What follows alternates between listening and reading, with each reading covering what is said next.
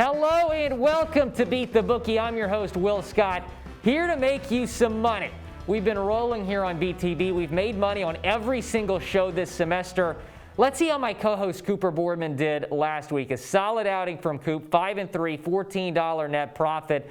He had Boston College, very gutsy pick there. It paid off. Look, I don't think anyone saw Florida getting upset by Texas A&M, so let's cut him some slack there. Solid week for my guy Coop. All right, I'm putting my perfect 4-0 football record on the line for this show. Let's begin with our games of the week. First one we got this week is Auburn and South Carolina. I think a lot of people look at this -3 line for Auburn and think that's a steal to take the Tigers. After all, Auburn is in the top 15. South Carolina was picked to finish 5th in the East, but let's be honest, Auburn had no business winning last week against Arkansas. A backward spike at the end should have been ruled a fumble. The Hogs got robbed. Sure, overall, Auburn's defense is pretty solid, but you look at South Carolina running back Kevin Harris, I think he's going to create problems. He's second in the conference in rushing yards with 326, but that's not the reason I'm taking South Carolina. The reason is because of Auburn's offense, or lack thereof. Chad Morris, who Arkansas fired as head coach after not winning a single conference game in 2 years, might be the worst OC hire in the history of football. I mean, come on. You could get a guy off the street who plays Madden every day. He would be better at calling plays than Chad Morris. So give me South Carolina +3, $20 on the Gamecocks. Moving on to North Carolina and Florida State. Look, give Mac Brown a lot of credit. Getting UNC into the top 5 in just his second season is very impressive. But I'm going to keep it real. How the heck is UNC in the top 5? They pulled away at the end to beat a terrible Syracuse team in week 1 and then barely survived an unranked Boston College in their second game. With Florida State turning to Jordan Travis at QB, I think the Noles put up a fight today in Tallahassee. And while they might not win, a cover is likely. I'm taking Florida State +13.5, putting $15 on it.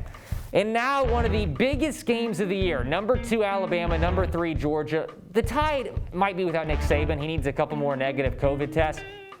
But even if they don't have Saban, I like the Tide in this one because of their starting QB, Mac Jones. He's exceeded expectations this season. 1,100 yards, 8 touchdowns, just 1 INT.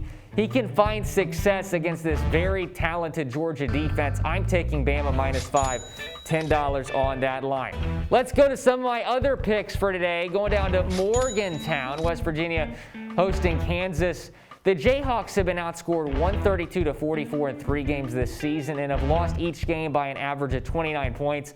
That includes last week's 47-7 loss to Baylor. Kansas doesn't appear to be any better than in the years past. West Virginia has had a strong start to the season. The Mountaineers are 2-1 after a huge double overtime win against Baylor last week. I smell a rout in Morgantown. Give me -22 for West Virginia for $15. From West Virginia to Wake Forest, the Deacs taking on Virginia. After scoring just 13 points in their season opener against Clemson, Wake Forest put up a combined 108 points against NC State and FCS opponent Campbell.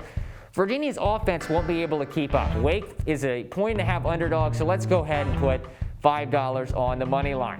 And now for my lock of the week, Texas State going on the road to South Alabama. I've been handicapping Texas State this season and feel very good about them covering tomorrow. 2 weeks ago, they went on the road, nearly picked up one of their biggest wins in program history, falling to Boston College 24-21. They weren't at their best last week against Troy, but I think this Texas State team, who is 4-1 against the spread in their last 5 games, takes care of business at South Alabama today.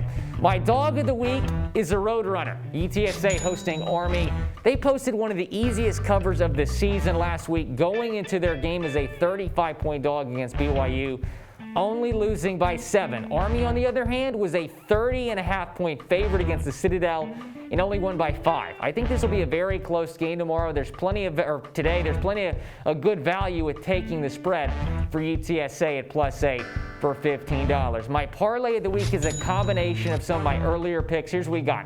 South Carolina money line, Texas State money line, Florida State money line. Putting a few bucks on that, just $5 to win over 120.